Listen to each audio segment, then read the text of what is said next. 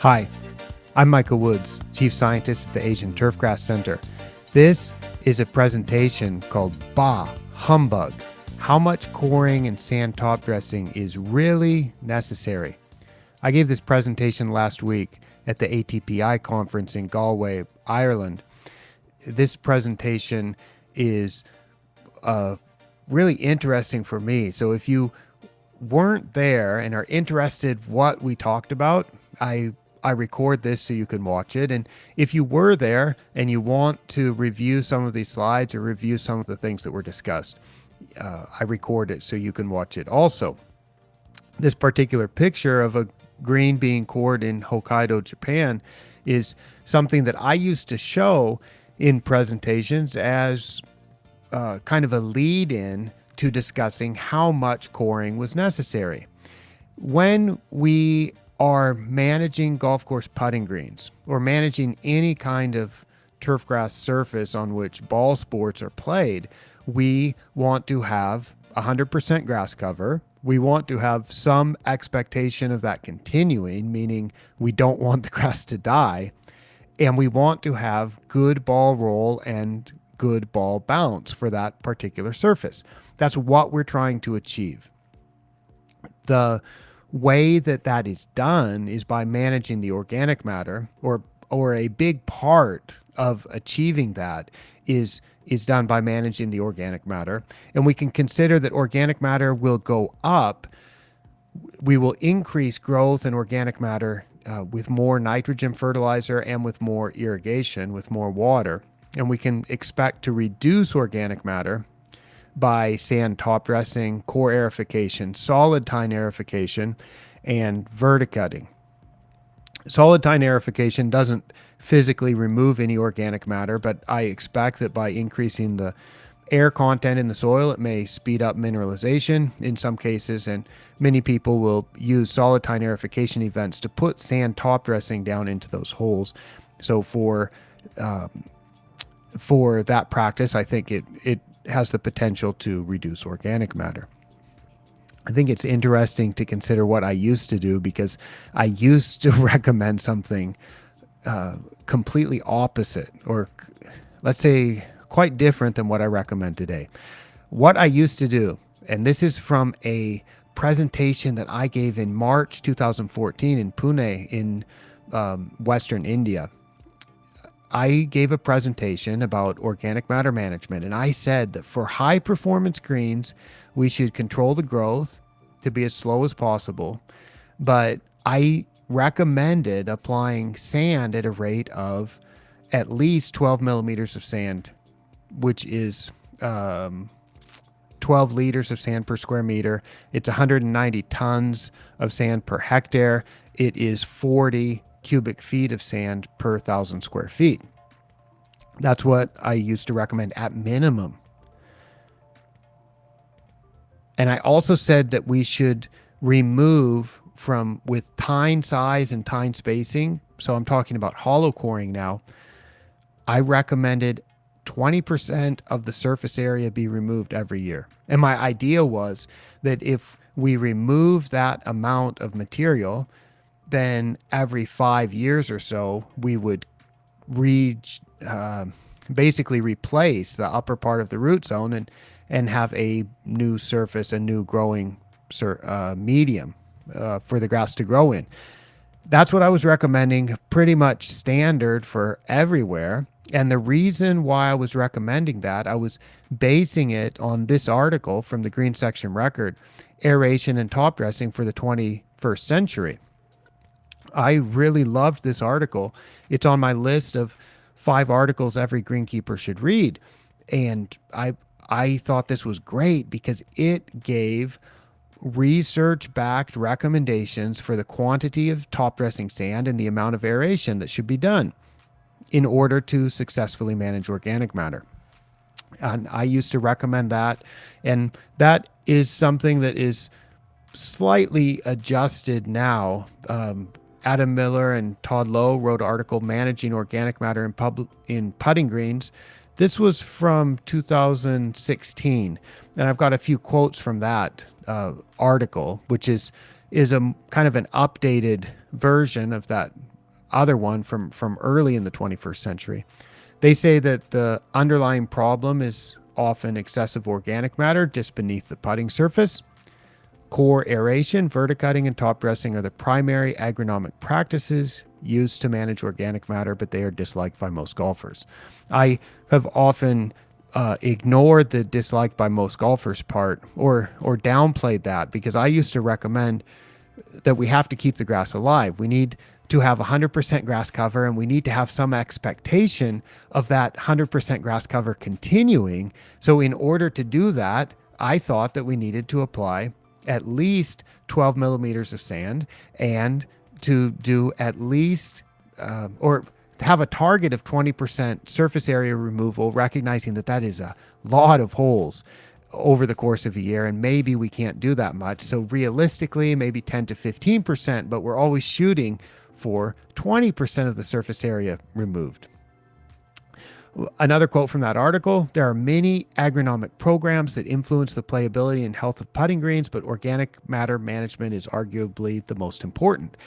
It is very important, and it's important because we need to have the right kind of bounce, we need to have the right kind of roll, and we need to have a soil condition in which the grass can grow.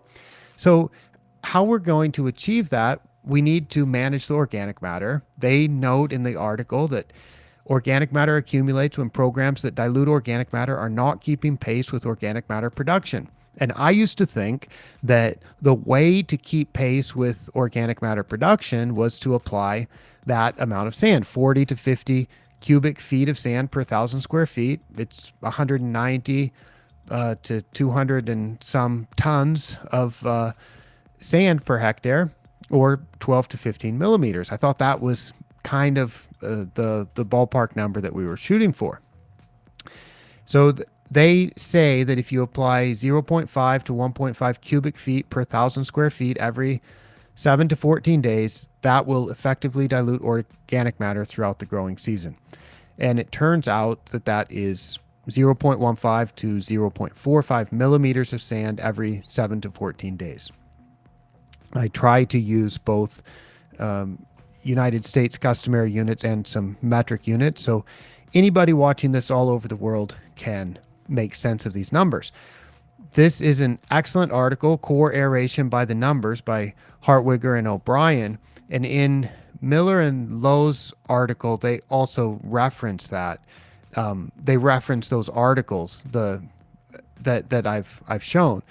They said to keep organic matter content below 3 to 4% in the upper root zone, these articles, when they say these articles, they mean the aeration and top dressing for the 21st century article, and they mean this core aeration by the Numbers article.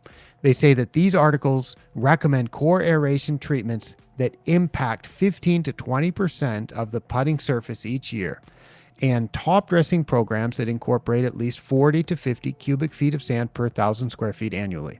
To put that into metric units, it's 12 to 15 millimeters of sand per year, or 190 to 240 tons of sand per hectare per year.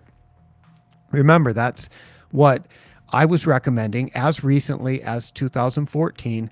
I was all over this recommendation. That's what I was recommending. Now, there's another recommendation. This is from Rock Gassois, Chaz Schmidt.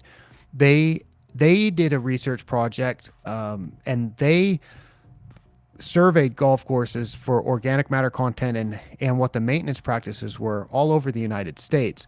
They concluded that the recommendation should be sand top dressing every 7 to 14 days and at least 20 cubic feet of sand per 1,000 square feet.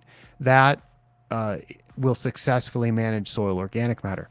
That's 6 millimeters of sand per year.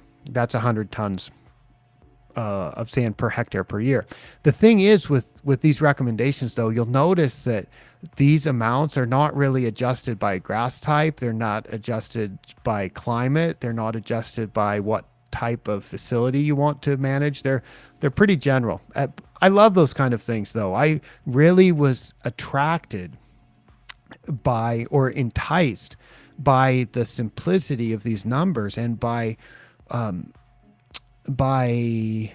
the expectation that these numbers should work for the average golf facility, and then you might adjust it a little bit based on your results. And I thought this was really a good way to go. But I started noticing something. And what I started noticing was that as I made these recommendations, a lot of people were not doing them. A lot of people weren't able to put out that much sand. They weren't able to do that much coring. A lot of places didn't even bother with coring at all. I visited this golf course in Kyushu, and they have bent grass greens. And when I asked the superintendent when the last time he aerified was, he kind of chuckled and he laughed, and he got out a notebook and he looked it up, and he said it was 13 years ago. No coring for 13 years. We looked at this green. I walked on the green. It's firm enough. It has 100% grass cover. It has good grass roll. It looks like there's some expectation that that 100% grass cover is going to continue. And I started realizing that there's a lot of places out there managing grass, getting great results, and they're not following my recommendations. In fact, they're doing it in a much, much easier way. I also had a chance to visit PGA Catalunya. This is from a visit I made in the first time I went there in 2012. And I noticed, wow, these are nice bent grass greens. And at that point, I didn't realize how little disruptive work was done, but I had a chance to go back again. This is from a visit in 2015 or 2016. And as I was talking with the superintendent there, David Bataille, you can see that he pointed out to me, I didn't notice at first, but you'll notice in this picture, you see those lines, the diagonal lines in the green. I believe that's from a Graydon or similar type of scarification event, but it wasn't recent. It was from more than a year in the past. So he's got a growth rate that is so slow that you can still see scarification lines from more than a year in the past. But he's not doing frequent top dressing. He's not doing a lot of coring. And to me, this is a minimal disruption type of process. And the results are terrific. And I was back there in this photos from January 2018. The bent grass just looks superb, and there are no scars from scarification, no scars from coring, because the growth rate is so slow and the organic matter accumulation is so slow. And whatever is going on in those greens, it is a nice, stable amount of organic matter that produces an excellent surface. I started noticing things like that. I also noticed at Keia Golf Club in Japan, when Andrew McDaniel took over there as the superintendent in 2013, that my initial recommendations were, remember, this is 2013. That's back when I was recommending to do a huge amount of top dressing and coring, thinking that is what's going to create the ideal surface. But what Andrew did, this chart shows the aerification count went down from three aerifications in 2013 down to 2 in 2014 to 2016. And by 2017, 2018, it was down to 0, no aerifications. What happened? Well, what Andrew noticed was on those warm season greens, managing them through the summer, and then they're going to be dormant all through the winter. So you can't really do any aerification during the winter because the holes won't recover because the grass is dormant. They have a professional tournament at the end of August. If you do anything in June or July or August leading up to the tournament, those scars are going to be visible. And then if you do anything after the tournament, the surfaces are perfect, and then you'd have to rush to get those holes closed over before the winter, or else you're going to have scars on the green all winter. So there's very little time to do this. And Andrew was really working quite hard in those initial years to do all of the aerification that I was recommending. And I thought it was necessary. I think he thought that it was beneficial too. But we were collecting a lot of data. We were collecting a lot of data during the tournament week about green speed, ball roll, firmness. And what you can notice through those same years, when the aerification counts were being reduced, the surface firmness during the tournament week was going up. This is the Clegg-Hammer measurement, and that is a Gmax score, which is the output of the Clegg-Hammer, the measurement of the Clegg-Hammer. A larger number is more firm. So 90 is firmer than 80, and 100 is more firm than 90. From 2013 up to 2018, the firmness went from about 90 up to 100 during tournament week. And that's with decreasing amounts of aerification, also with decreasing amounts of sand top dressing. So I started to notice these really surprising results. This is the 18th hole at Kea Golf Club. The results were the grass, we had 100% grass cover. We had a documented continuation at a lot of golf courses of 100% grass cover continuing. The grass wasn't dying. We weren't getting bare spots happening because somehow the organic matter was accumulating so much. And we'd have, like you saw at PGA Catalunya, like you see here, the ball roll and the ball bounce and the ball roll was excellent. So I started to question just how much of this is necessary. And it started becoming apparent to me that a lot of that organic matter accumulation is happening because of the fertilizer we put. I talked with Matthew Wharton about this. I said, can I use this? And he said, yes, you can, but maybe give a little bit of context. So I will. I just thought this is a perfect example to say we're putting out a little dose of pre-aerification nutrition this morning. When you put fertilizer, it's going to make the grass grow more. It's going to help those holes close over. And when I talked about this in Galway, I said, when I was a golf course superintendent, I used to put down a pretty nice dose of fast release fertilizer. I would put out a granular at about 2 to 3 grams, something about a half pound of nitrogen per 1,000 square feet, mostly fast release. Put that down about 5 days before the aerification to get the grass juiced up a little bit. And then I'd come in and punch holes knowing that the grass was going to close over those holes pretty quickly.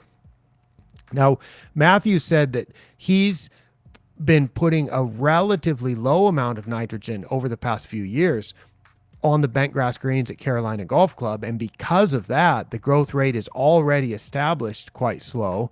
And so it's really necessary for this aerification to get the holes to close over a bit faster because of the baseline low nitrogen rate that he's applying, that this application is really necessary. And I agreed with him. I told him in our email exchange when I was asking if I could use this, and thank you, Matthew, for letting me use this. When he told me the nitrogen rates that he's been using, I said, yeah, wow, that's lower than I would have expected. And I agree with you that at those nitrogen rates, there's no doubt in my mind that this application is really going to help with getting those holes closed over. But the big picture thing for me that I like everybody to remember is that when you do apply fertilizer, it makes the grass grow more.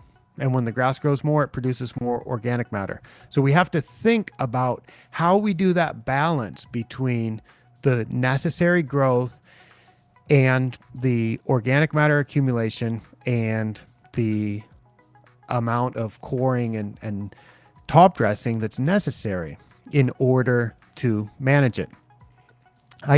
So from, let's say from 2014, which I'll say is kind of when I was kind of ending up my preaching career of preaching the conventional way of doing this.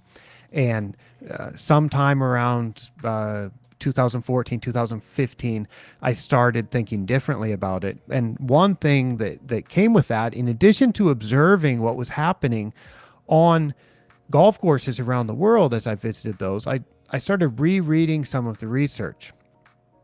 And you can find a lot of things like this. This is an article that's in the current issue I'm recording this in March 2022, and this is in the March 2022 issue of GCM magazine. There's an article called Effects of Core Recycling versus Conventional Aerification Practices. And if we look at this, the key thing for me is this little sentence here. Neither aerification method resulted in a reduction in the percentage of organic matter over time, regardless of the fertilizer treatment. A lot of times, aerification is done with the idea that it's going to reduce the organic matter. And there's a lot of research that shows that doesn't happen. So then the question is, if we're trying to reduce the organic matter, do we really need to do that? There is another classic article that is written in language that's more clear than the typical academic article. The typical academic publication is going to be a little bit vague. It's going to probably not be very direct. This article in the abstract, it's got a classic sentence. The title of the article is Core Aeration of Sand-Based Putting Greens in the Lower Fraser Valley of British Columbia. And the sentence in the abstract that I think is just an absolute classic is this: the limited benefits of the low surface area impact core aeration on the maturing sand-based putting greens in a humid maritime climate suggests that this practice might not be worth doing. That's about as direct as you get, that they're just saying in their experiment, which is a really extensive experiment. That's an open access article that you can read. I'll put a link to that in the description.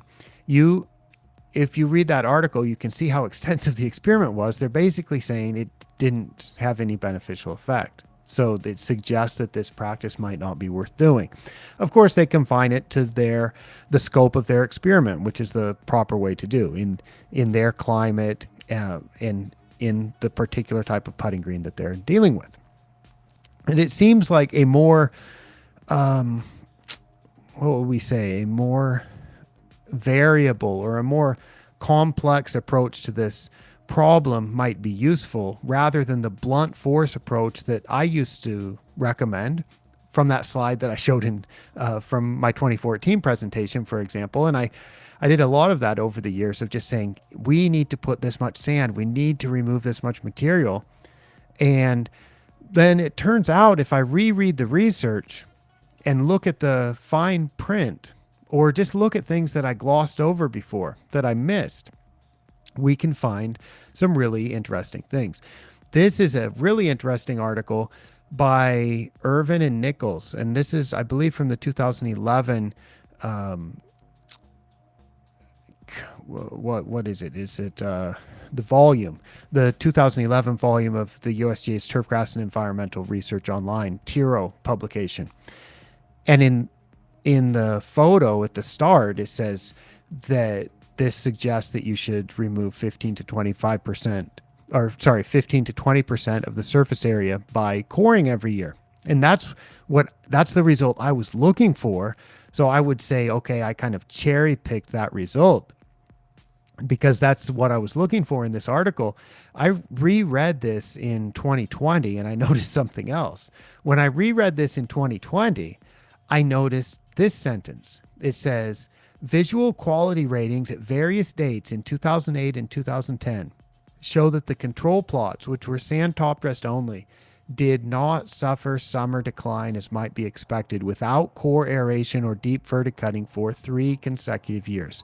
This is at a golf course in the Richmond, Virginia area, which is quite a challenging summertime climate because of heat and humidity. It's quite a challenging summertime climate for creeping bentgrass.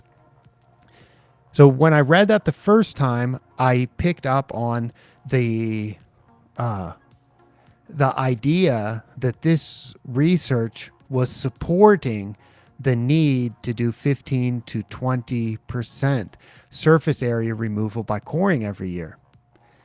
But it turns out that was to hit what I call a surrogate marker, which is not really the outcome we're looking for. That was just in order to keep the organic matter relatively consistent over time, but it didn't actually relate to turfgrass quality, because when you look at turfgrass quality, which is what we really care about, then it shows that they did not suffer summer decline. It's interesting as I started rereading the research to see that there is actually quite a bit of research out there that questions how much core aeration, hollow tine cultivation, how much that is really beneficial. And that research also questions, or it shows, it demonstrates that when you do hollow tine cultivation and sand top dressing, it may not reduce organic matter nearly to the amount that you expect. So what I recommend now is a much more effective, I think, approach and a way to optimize the organic matter management for any facility. I recommend taking samples and measuring the total organic material, because we're talking about managing organic material in the soil. So we can do this in increments. I recommend going 0 to 2 centimeters, 2 to 4 centimeters, and 4 to 6 centimeters below the surface. In inches, that is a 0.8 inch plug, and then from 0.8 inches down to 1.6 inches, and then 1.6 down to 2.4 inches below the surface. So we're looking in the top 2.4 inches of the soil, we're looking at what the total organic material is. I recommend leaving, for putting green samples, I recommend leaving the grass on the sample, because there will be sand mixed in with this, and the golf ball reacts with that grass. So I recommend measuring the total organic matter in this plug. I've done some tests where I took it off and compared what the organic matter was in the top 2 centimeters with the grass on the sample and with the grass removed. It's about, on average, it's about 0.5%, about 5 grams of organic material per kilogram of soil. That's how much extra you get. So this sample would be expected to be about 0.5% higher than this one. I send all the samples to Brookside Labs. Brookside Labs in Ohio has a procedure where they will measure all of the organic material that is sent, all of the soil that is sent. I don't like sending this to, well, let's just say that you need to talk very carefully with whatever lab you're sending the samples to make sure that the tests are going to be run where they don't remove the organic material from the sample, because this is a soil sample, and you can see that it's in a plastic bag, and if we look through that bag, you can see there are roots, there is a stem or a rhizome, and there is sand in there.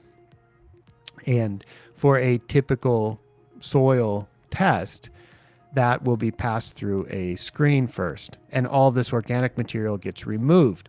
It never actually gets measured.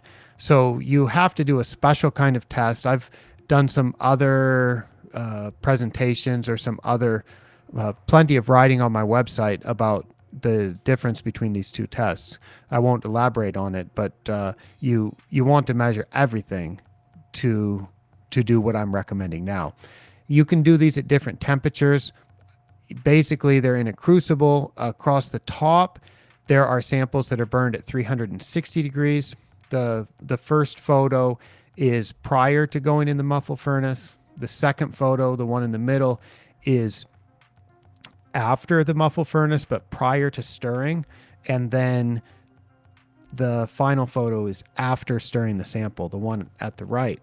The top row of photos shows a 360 degrees Celsius burn, and the lower row shows a 440 degrees Celsius burn.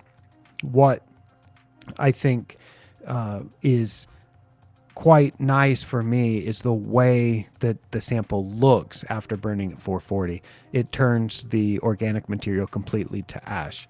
The total organic material measurement will be quite similar between a 360 degree and a 440 degree burn, but I prefer 440 for the way it completely disintegrates the sample and turns it into ash. After you do that, you can look at the change over time, and you can see how the organic material at specific depths in the soil is changing over time. This is incredibly useful because as you check that, and especially because all the change, most of the change is happening right at the surface. So as you check that surface organic matter once a year, then you can compare that change to the annual nitrogen rate, which is going to be an indication of the maximum amount that the grass can grow. You also compare it to the annual sand top dressing amount and compare it to the annual aerification impact. If you do that, you can now assess for your property how the organic matter is changing and how the organic matter is changing in response to the work that's been done. There is all kinds of information about this on my website at asianturfgrass.com.